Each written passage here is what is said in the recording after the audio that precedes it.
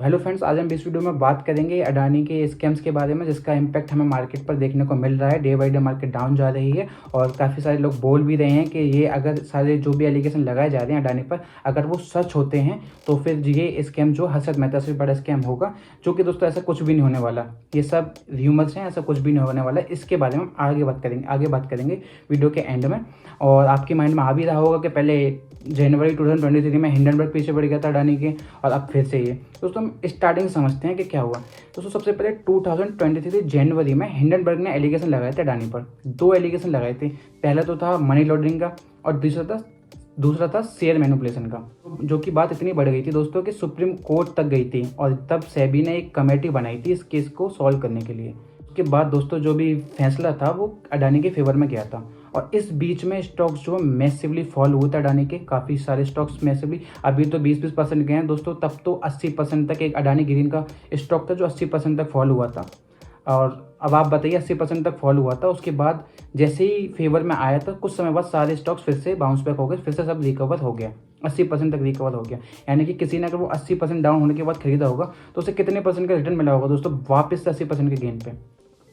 आपको लग रहा होगा कि अगर 80% डाउन हो गया तो जिसने भी खरीदा होगा तो 80% का प्रॉफिट मिला होगा। नहीं, कुछ समय में उसे 400% का रिटर्न मिला होगा। कैसे? तो दोस्तों समझते हैं कि कोई भी स्टॉक है, लेट से 100 रुपये का है, अब 80% गिर जाए, यानी कि 80 रुपये गिर गया और 20 रुपये का आ गया। लेकिन अब किसी ने 20 रुपये वाले ने यहाँ पे खरीद लिया, 20 रुपये का खरीदा, 20 रुपये लगा दिए, और फिर से वो 80% जो गिरा था वो रिकवर हो गया, यानी कि फिर 100 पे चला गया। तो उसका जो पैसा था वो तो 400% बढ़ गया ना। वो तो 100 से 20 से 100 हो गया, यानी कि 4 टाइम्स हो गया उसका मनी, 4 गुना हो गया उसका पैसा। तो ऐसे इस समय का समझते हैं। इस बार एलिगेशन क्या है? तो इस बार जो भी एलिगेशन लगाए गए हैं वो यूएस डिपार्टमेंट ऑफ जस्टिस ने एलिगेशन लगाए हैं। एक तो ब्राइबरी का और एक फ्रॉड का, दो एलिगेशन लगाए हैं। ब्राइबरी यानी कि घूसखोरी का, कि इंडियन के जो गौतम अडानी ने 265 मिलियन की ब्राइबरी दी है इंडियन गवर्नमेंट को। अब यहाँ पे क्वेश्चन आ रहा हो कि इंडियन गवर्नमेंट को दिए उसने, तो यूएस गवर्नमेंट को क्या दिक्कत हो रही है इससे? 265 मिलियन डॉलर यानी दोस्तों 2236 करोड़ रुपए, इतने की ब्राइबरी इंडियन गवर्नमेंट को दी है। इससे यूएस गवर्नमेंट को क्या दिक्कत हो रही है? वो क्यों बीच में आ रही है? इसका भी जवाब अभी आगे बात करेंगे, लेकिन पहले सीरीज में समझते हैं कि 265 मिलियन डॉलर की उन्होंने ब्राइबरी दी है, तो सोचो प्रॉफिट कितने का होगा। अगर आप भी किसी भी गवर्नमेंट की कहीं पे भी 10 करोड़ भी दे रहे हो तो अपना फायदा देखोगे ना, तभी तो 10 करोड़ लगाओगे आप, कि 10 करोड़ लगाऊंगा तो 100 करोड़ का फायदा हो। तो दोस्तों ऐसे ही गौतम अडानी ने भी प्रोजेक्ट किया था, अपना जो प्रॉफिट था वो 2 बिलियन का। 2 बिलियन यानी कि लगभग समझ लो 8.5, यानी कि मोटा मोटा आप समझ लो 17,000 करोड़ का प्रॉफिट प्रोजेक्ट किया था, जिस वजह से इन्होंने 2,000 करोड़ से भी ज़्यादा की ब्राइबरी दी इंडियन गवर्नमेंट को।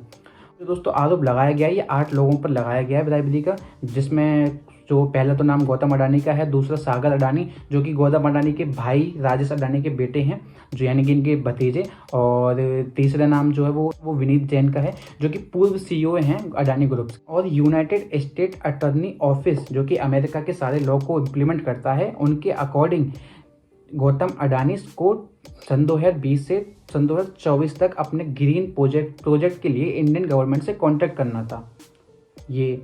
लेकिन कॉन्ट्रैक्ट करना था, इसके लिए उनको चाहिए थे पैसे, कॉन्ट्रैक्ट के लिए घूस देनी पड़ेगी भाई, उसके लिए पैसे चाहिए थे। तो इसलिए ये गए थे यूएस, अडानी जो थे वो गए थे यूएस, वहाँ के इन्वेस्टर से फंड रेज करने के लिए। वहाँ पे इन्होंने उन लोगों से झूठ बोला और 175 मिलियन डॉलर का फंड रेज किया। तो इस वजह से यूएस गवर्नमेंट को प्रॉब्लम हो रही है।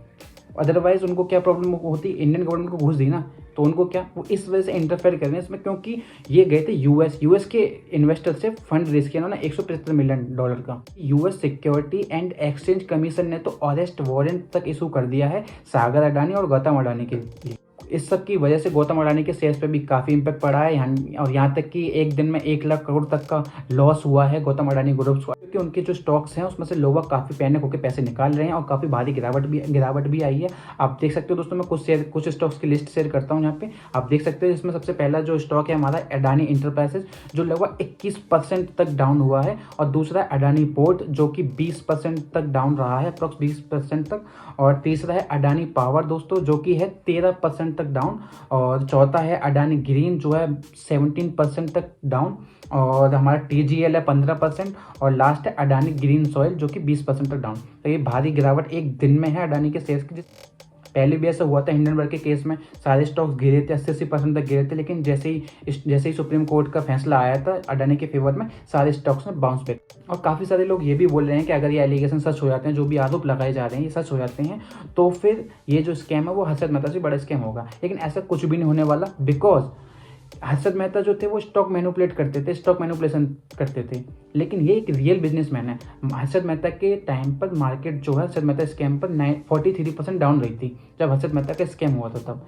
लेकिन अभी माना मार्केट गिर रही है, लेकिन उतनी तो नहीं गिर रही, ना उतनी गिरेगी 42%, क्योंकि एक रियल बिजनेसमैन है गौतम अडानी। और अडानी को तो आप समझो कि जैसे कि ACC कौन है, अडानी का, अंबुजा सीमेंट अडानी का, सारे प्रोडक्ट्स तो अडानी के यूज़ करते हैं। अगर ये एलिगेशन ट्रू भी हो जाते हैं तो क्या घर नहीं बनेंगे, तो क्या ये सीमेंट तो बेस्ट है, ये अंबुजा सीमेंट सबसे बेस्ट मानी जाती है, ACC भी बेस्ट मानी जाती है, ये प्रोडक्ट तो आप फिर भी यूज़ करोगे।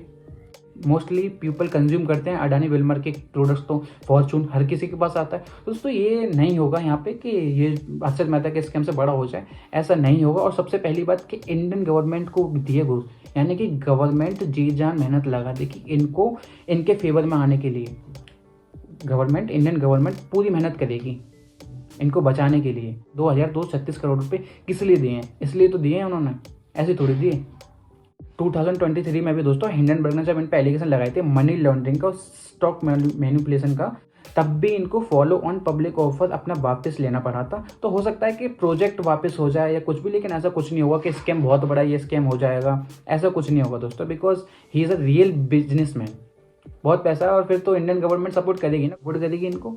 और बाकी तो देखते हैं, जो भी आगे आता है मैं अपडेट करूँगा। अभी इन्वेस्टर है वो बस पेशेंस बनाए रहे हैं अभी, और जो भी फ्यूचर एंड ऑप्शन में अपनी पोजीशन बना के बैठे हैं वो अपने स्टॉप लॉस को फॉलो करें, वो अपने स्टॉप लॉस स्ट्रेटेजी को फॉलो करें।